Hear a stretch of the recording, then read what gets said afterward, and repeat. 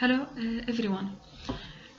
So far we finished talking about data collection methods and qualitative research.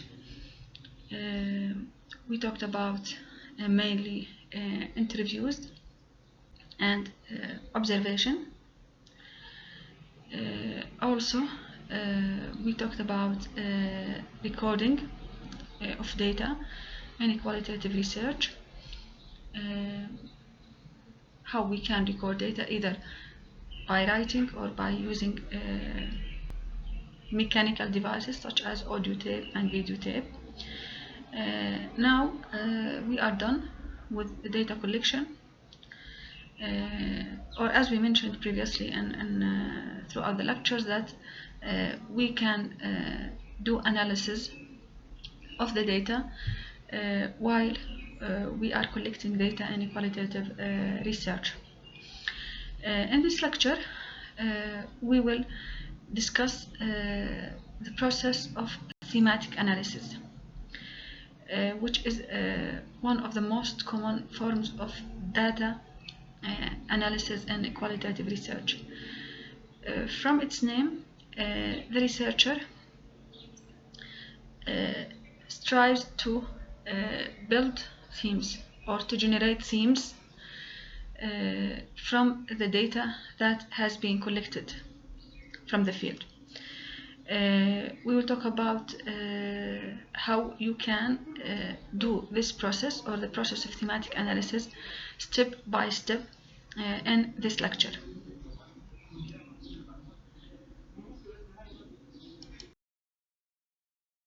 So the intended learning outcomes from this lecture. After this lecture and with further reading, you should be able to understand the meaning of thematic analysis,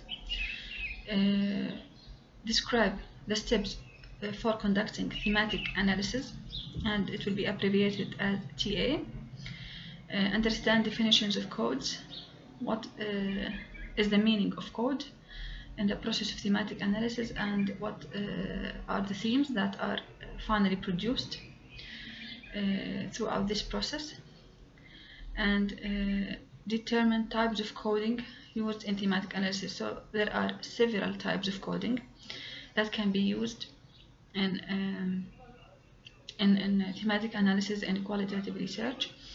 If you remember, when we discussed the grounded theory research, we discussed several types of codings, such as open coding, axial coding, and selective coding.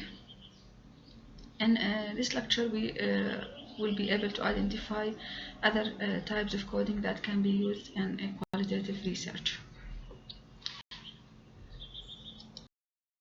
What will we discuss in this lecture? What is thematic analysis? Definition of thematic analysis.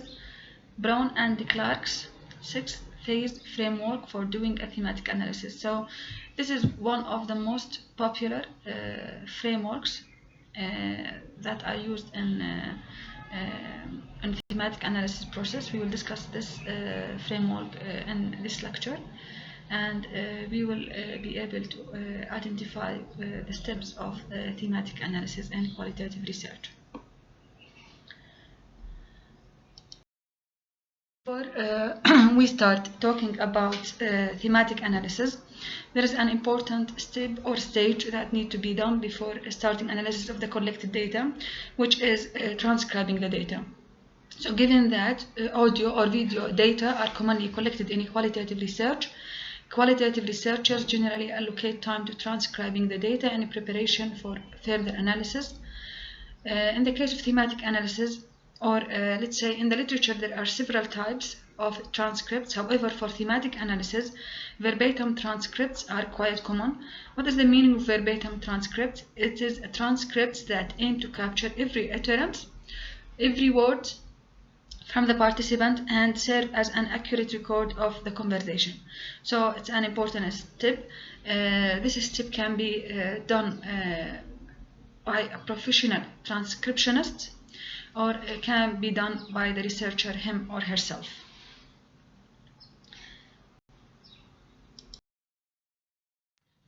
So what is thematic analysis? Simply, it is the process of identifying patterns or themes within qualitative data. So you collect your data, your qualitative data, using whether interviews, observation, or either documents. You can collect your qualitative data using documents, particular documents, and you need to analyze. You need to start analyzing these data. So you start reading this data and familiarize yourself with this data to find patterns or themes within this data.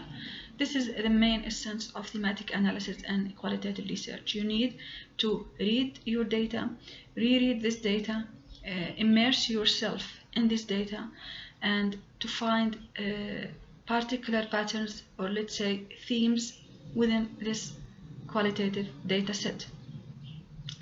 So again, the goal of a thematic analysis and qualitative research is to identify themes, which means patterns in the data that are important or interesting, and use these themes to address the research.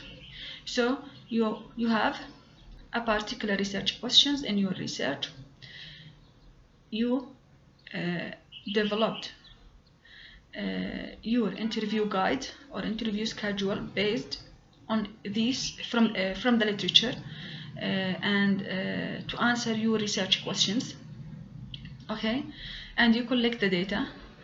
Then you start read this data to find the themes, and these themes will help you to address your research topic or to answer your research questions. Okay, so it's more than simply summarizing the data. However, it's finding patterns or themes within the collected data. Okay. Similar to any concept in research, as we mentioned, there are several definitions in the literature. So another definition for thematic analysis is a method of identifying, analyzing, and reporting patterns or theme within data, and it's widely used as a descriptive method in qualitative papers. It allows for flexibility in analysis of the qualitative data, and it allows for answering a wide variety of research questions and topics. However, one of the most important characteristics or features in qualitative research in particular is that the researcher needs to be transparent in reporting the procedures, the exact procedures that have been performed during research in general, whether in data collection, what are the exact procedures, how you collect your data, what is the period of the interviews that you have conducted with the participants, what is the mechanical device that you have used in recording your data, how you analyze the data. You need to be transparent, which is very important in enhancing the rigor of the research, the quality of the research, let's say, to ensure confidence in your findings. So while you are writing in qualitative research, transparency in writing and in reporting of the exact procedures and methods and techniques that have been used is very important.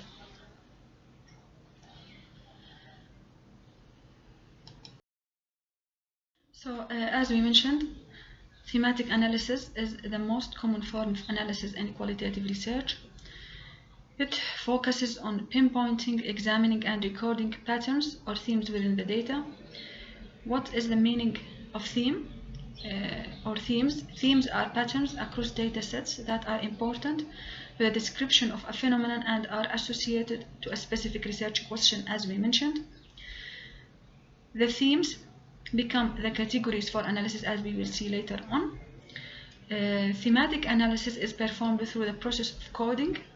The main or one of the most important steps when you start to do thematic analysis is to do coding, and 6 phases to create established meaningful patterns or themes, as we mentioned. These phases are, as we will see, as according to Brown and the Clark framework for thematic analysis in qualitative research. What are these 6 phases? Firstly, familiarization with data, generating initial codes, searching for themes among codes, reviewing themes, defining and naming themes, and producing the final report.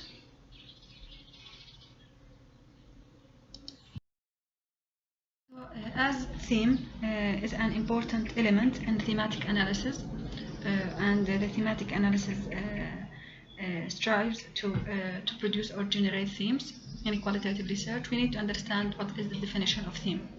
So based on a study that has been conducted in 2000, and this study conducted on qualitative papers that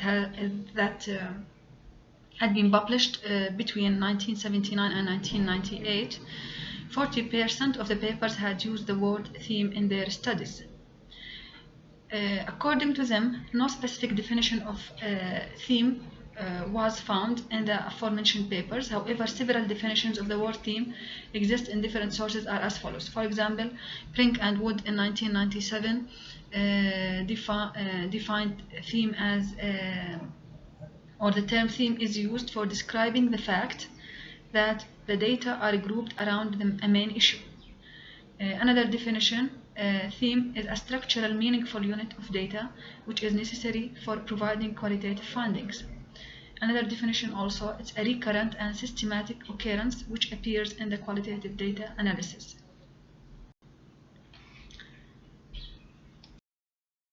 So in this context, it's important to appreciate the difference between data analysis and interpretation. So data analysis or analysis is saying what does the data say. However, interpretation is saying what does it mean.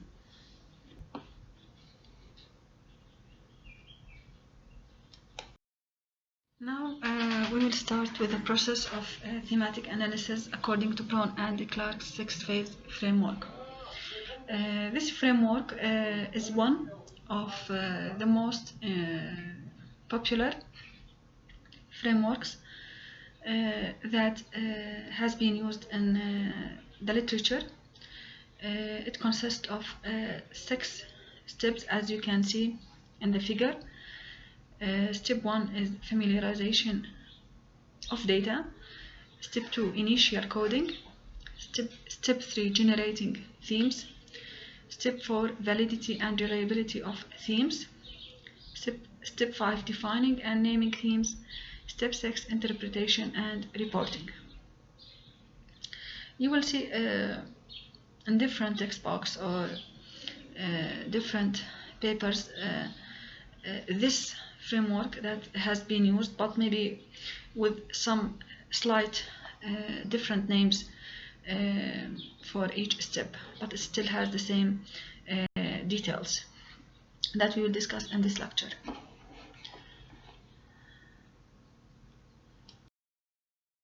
So here is steps for thematic analysis according to Brown and Clark's 6-phase framework. Step 1, as we mentioned, become familiar with the data. Step 2, generate initial codes. Step 3, search for themes. Step 4, review these themes. Step 5, define themes, and finally write up of the final report.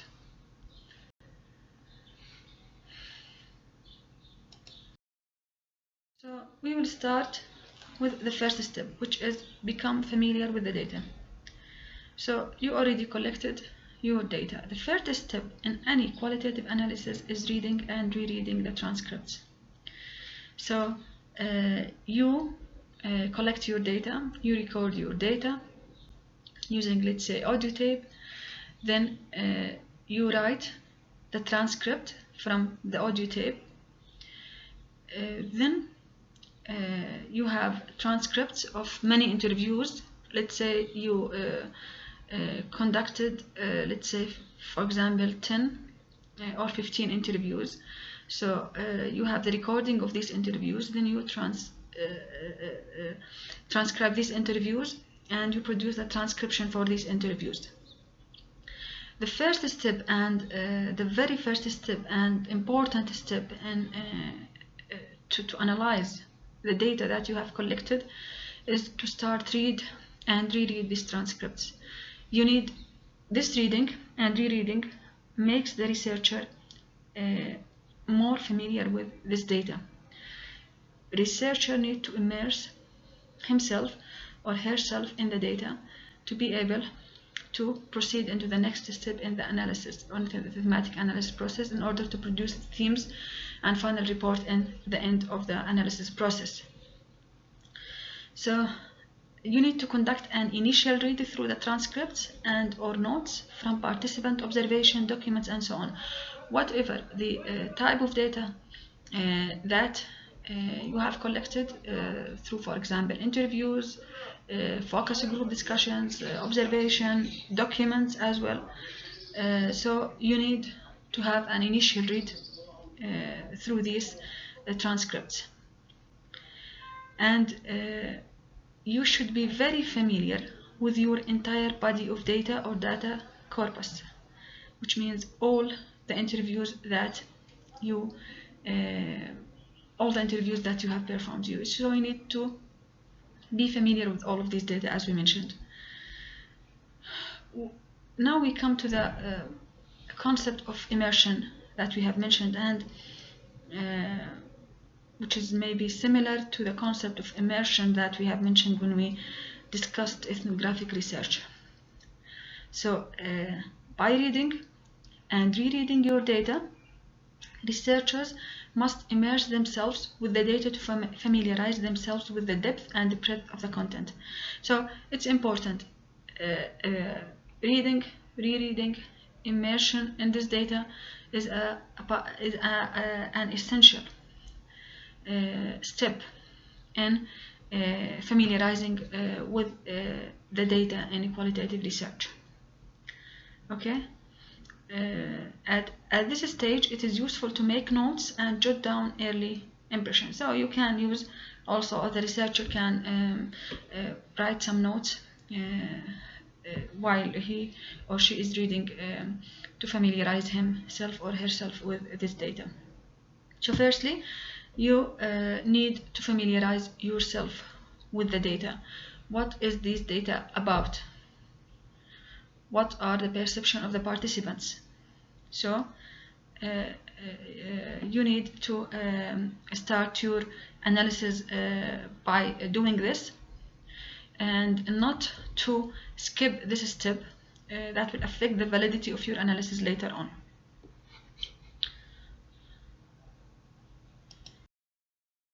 So also including in the first step, which is becoming familiar with the data.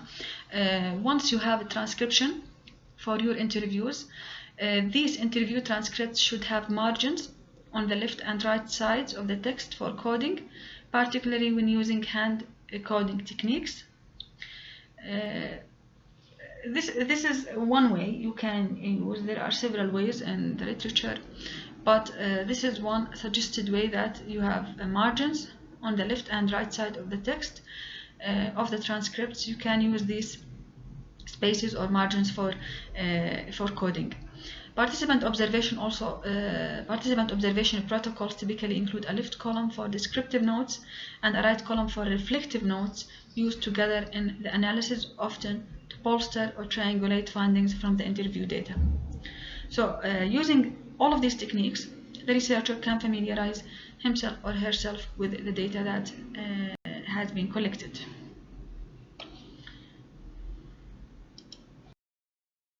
Regarding the first step, you need to get a sense of the data holistically by reading several times, or as we discussed, it's called as immersion.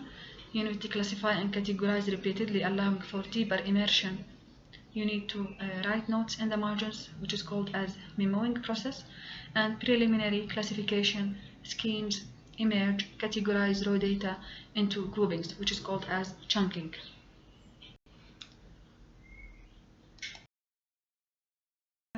While the researcher is familiarizing him or herself with the data, the researcher should remember that all parts of the data are important, and if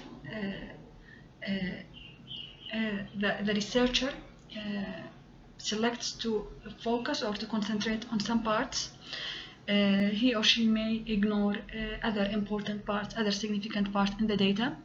So, in fact, it's through examining the data that specific patterns and meanings in the writings gradually emerge throughout the process that we will discuss throughout this lecture.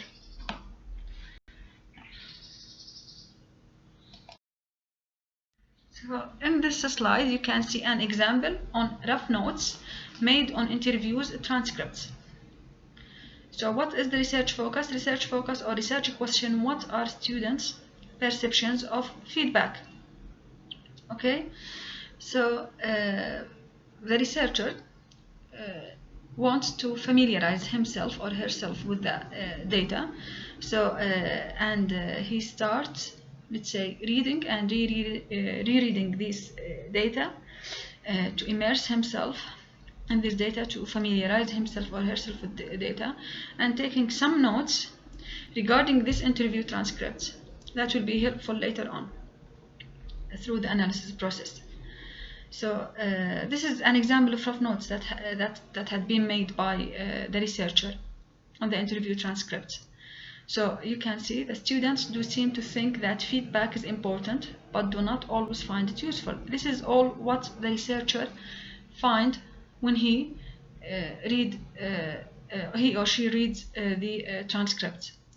There is a sense that the whole assessment process, including feedback, can be seen as threatening and is not always understood. The students are very clear that they want very specific feedback that tells them how to improve in a personalized way. They want to be able to discuss their work on a one-to-one basis with lecturers, as this is more personal and also private. The emotional impact of feedback is important. So, as you can see, this is a rough note that had been made initially by the researcher when he started reading the interviews transcripts to familiarize himself or herself with the data. So he just wrote some details, and in the end, if you can see, he just make a conclusion from what he found in the interview transcript about the emotional impact of feedback and the importance or the significance of the emotional impact of feedback on students.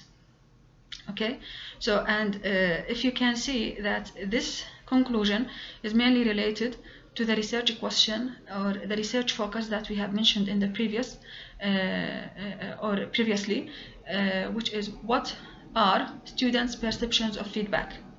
So he or she, the researcher, return back to the research question or research focus. So you should not be deviated from what is the focus of the research or what are the research questions.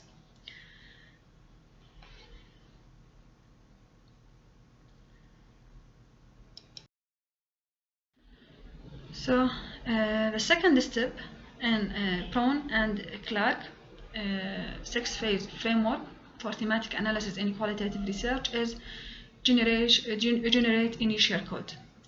So codes and coding are sometimes called labels and labeling. So you can call the codes as label that is given by the researcher to a particular piece of information, or labeling. So codes are labels, and we will see some examples regarding coding in qualitative research. So codes, so we'll start again, just to reiterate. We started reading the data, writing rough notes regarding the data on the interview transcripts. Then the researchers start to do initial codes, initial labels, which are which means assigning symbolic meaning to the descriptive information compiled during a study. Okay, so we coded each segment of data that was relevant to or captured something interesting about our research question. Again, it's important to return to your research question while you are, because you collect a lot of information, so you need to be focused on your research question. Okay. The characteristic of the code in qualitative research: code could be or can be a word or a short phrase that represents an idea. Okay, When applicable, in vivo codes are assigned. In vivo codes are phrases taken from the participants to capture the meaning of the line or text passage. Okay?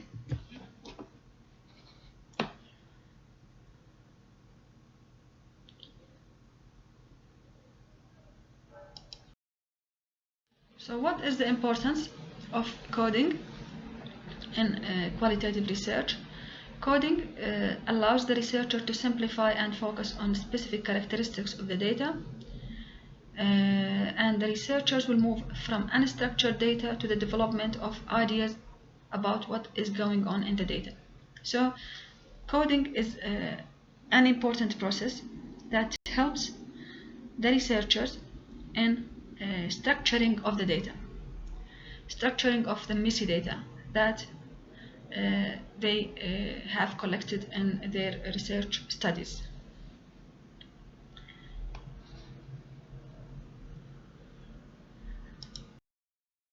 So labels can be about actions, activities, concepts, differences, opinions, processes, or whatever the researcher thinks it is relevant. So you might decide that something is relevant because, for example, it's if something is repeated in several places or it surprises you, the interview explicitly states that it's important. You have read about something similar in previous published research, and it reminds you of a theory or concept. So when you need to do coding in qualitative research, all of these points that we have mentioned can help you to put a particular code or use this information as codes that will help you in answering your research questions. So if something is repeated in several places, it surprises you, the interview explicitly states that it's important, or something similar, for example, you have an information from the previous published literature about your topic, about a particular phenomenon, and you know what is the meaning, you know what is the name of this phenomenon, but the participants explain this phenomenon in his or her own words.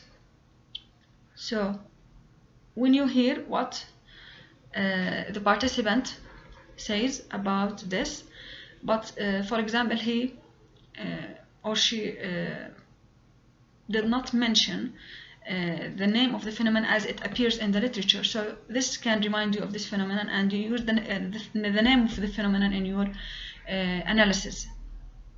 Okay, or it reminds you of a theory or concept that you are familiar with from the literature.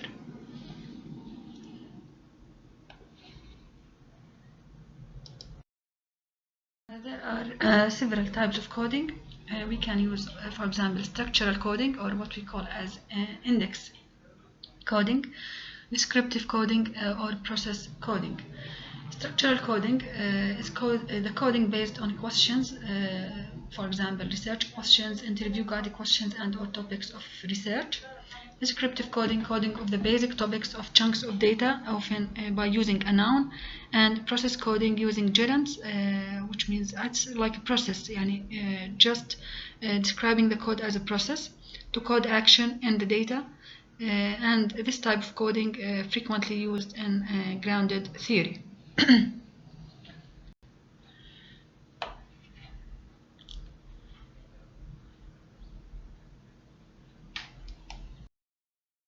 So in this slide you can see an example on how to generate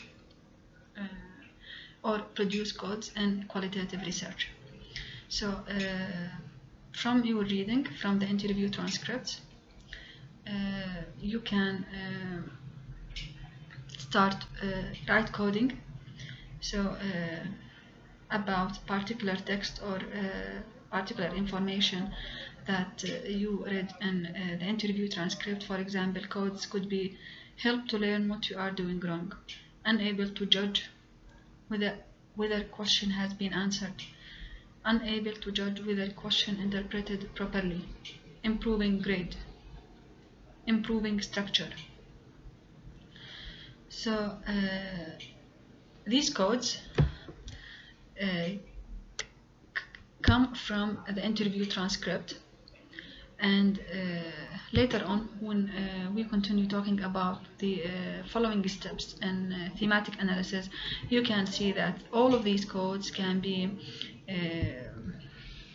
consolidated into one theme, such as, for example, the pair post of feedback. Okay. Again, you can see the other example. For example, like to get feedback. This is all what the researcher write based on what he read from the interview transcripts. Student variability in response to feedback. Feedback taken personally initially. Fear of possible criticism. Reluctance to hear criticism. Want feedback in lecturer's office as emotional response difficult to manage in public. Negative feedback can be constructive. Negative feedback can be framed in a supportive way. So all of these, as you can see in this column, are codes that have been generated by the researcher based on what he or she have read in the interview transcripts. And later on, as you will see, the researcher can combine all of these codes in one theme and give it the name as, for example, emotional response to feedback. As all of these codes talk about the emotional response to feedback.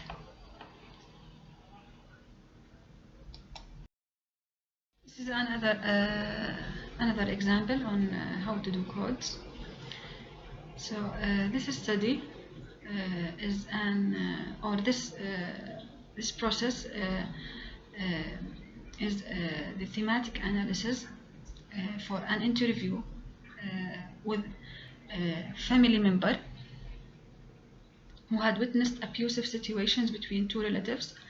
An older man, who provided care for his wife, who suffered from mental and physical disabilities, which is here you can see in the transcript as she.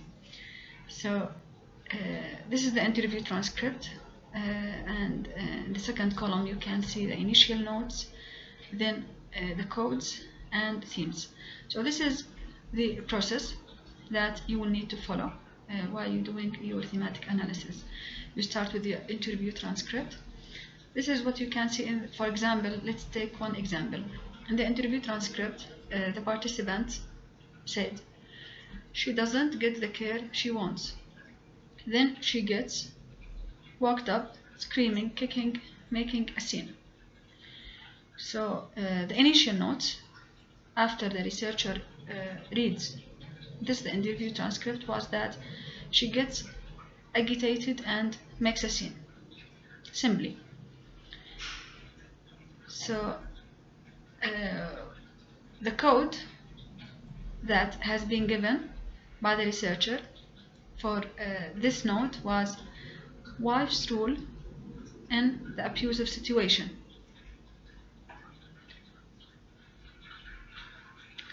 And let's take the second interview transcript, or the second part of the interview transcript. He goes crazy then. The code was husband's role in abusive situation.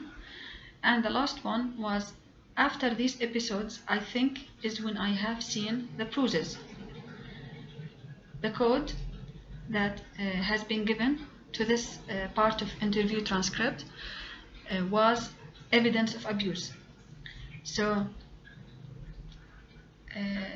as you can see, the researcher in this research combined all of these codes that we have mentioned, which are wife's role in the abusive situation, husband's role in the abusive situation, and evidence of abuse, and consolidate these codes into one theme, which is being caught in a cycle of violence. So this is only just one theme that has been produced in this lecture, in this study.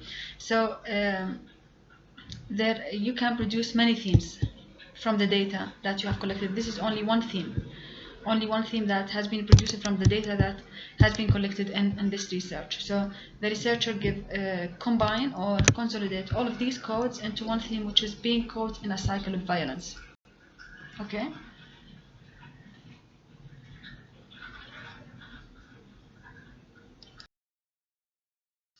So far the researcher read the data, familiarize him or herself with the data, generate initial codes from the interview transcripts. So the researcher could at this stage generate a list of initial codes, as we see in the tables in the previous slides. So among these codes, the researcher starts to search for themes from these codes. So what is the theme? Theme is the subjective meaning and cultural contextual message of the data. It can also be defined as a red thread of underlying meanings within which similar pieces of data can be tied together, as we have already explained, and within which the researcher may answer the question, why?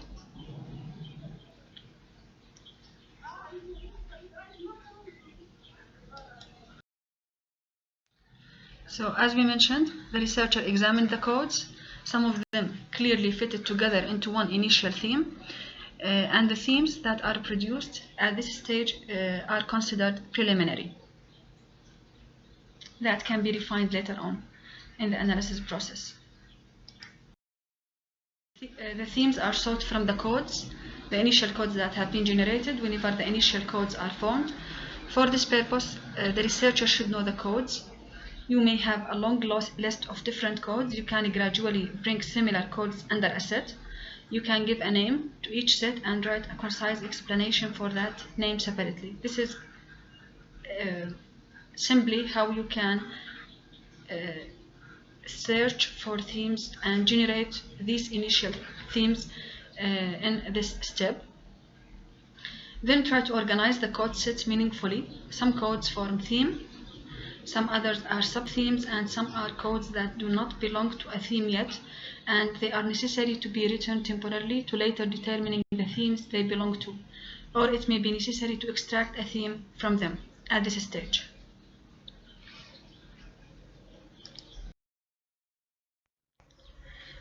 So what are the requirements of the themes? Themes should be coherent and they should be distinct from each other. So there should be some kind of separation or some kind of distinction between different themes. At this step, which is reviewing themes, the researcher may delete themes, maybe collapse themes together as he or she may find that these themes are relevant, and maybe identify sub-themes. So things to think about when you give themes or review themes or identify themes in your thematic analysis process. Firstly, do the themes make sense for the reader? Does the data support the themes? You have collected data and you generate themes from this data, and you need to be able or to confirm that the themes that are generated from this data can be supported by data, because later on when you start writing your report, your qualitative research report or qualitative research paper, you need to provide quotations from the participants onwards to support the themes, okay, or excerpts, or let's say quotations. They call it as a quotations. If you refer to a qualitative research paper, you can see that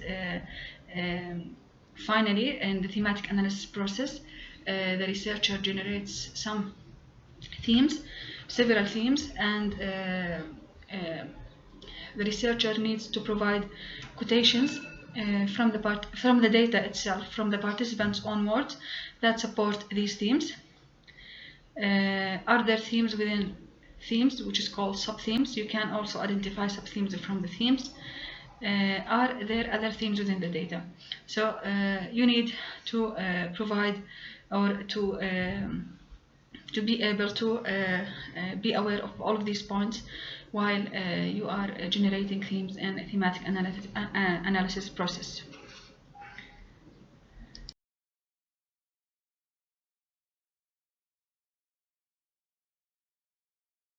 If you return back to slide number 20, where we discussed some themes from our example about perception of students regarding feedback of their lecturers.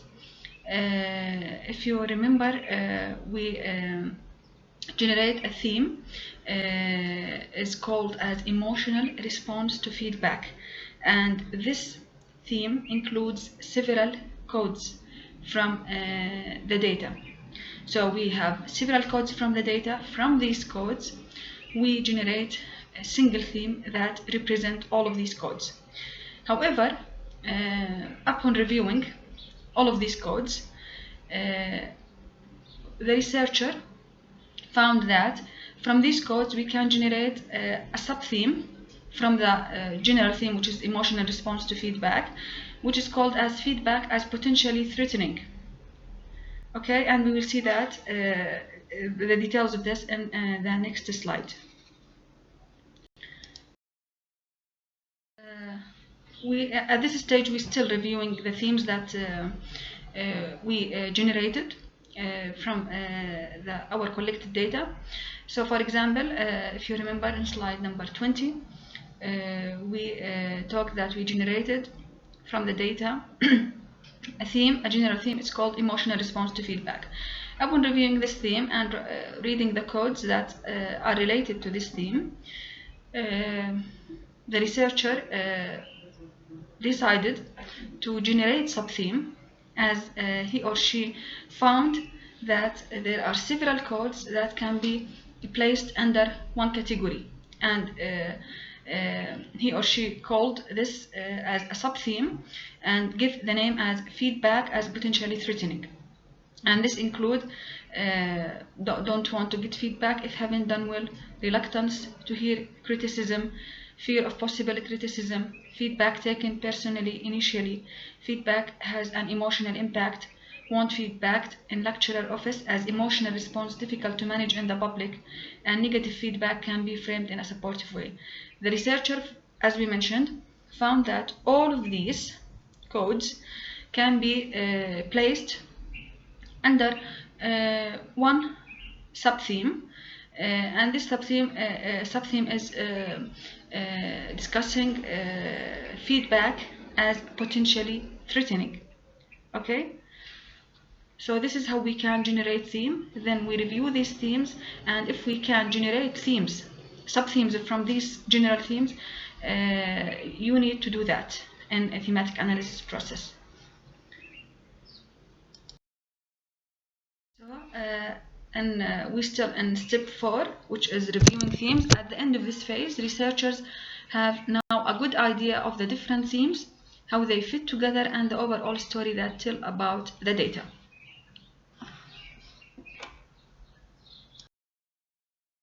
Step 5 includes defining themes. This is the final refinement of the themes, and the aim is to identify the essence of what each theme is about. And during this phase, the researcher wrote detailed analysis for each individual theme, identifying the story that each theme told, while considering how each theme fit into the overall story about the entire data set in relation to the research questions. And at this stage there may be some change or renaming of the themes that have been identified.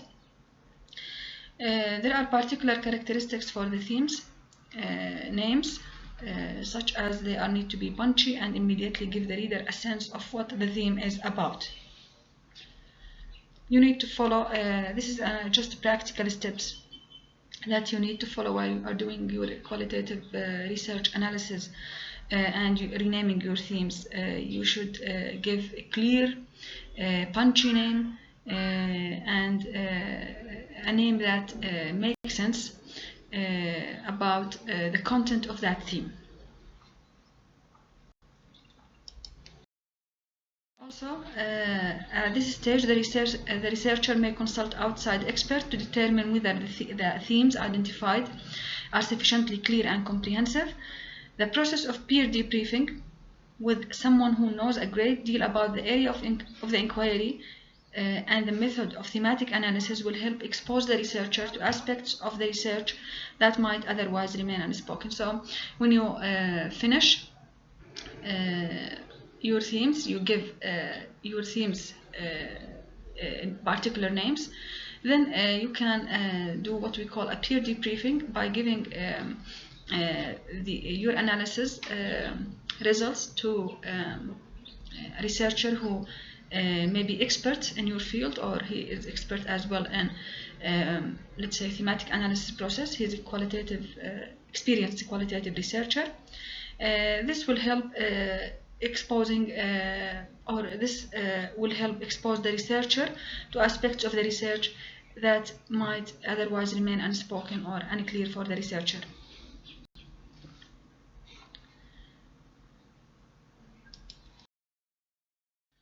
So the final step is the write-up. Usually it's the end point of research. Often the write-up could be a journal article or dissertation. As we mentioned previously, you need to provide direct quotes from participants in a qualitative research final report. And literature can be used to confirm the research findings as well as provide an opportunity to challenge and add to the literature. And let's say in the discussion section of your final qualitative research report.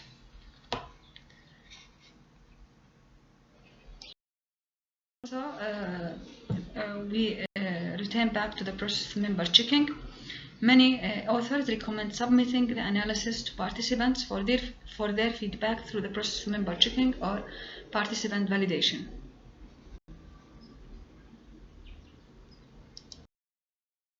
In this slide, you can see an example of two papers using thematic analysis and data analysis process.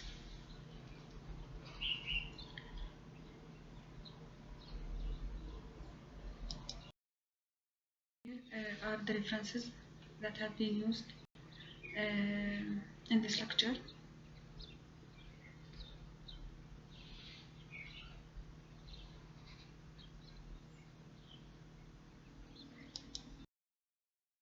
So in this lecture we covered thematic analysis process. We talked about Brown and Clark 6-phase framework for thematic analysis in qualitative research. Hope this lecture was interesting. Thank you.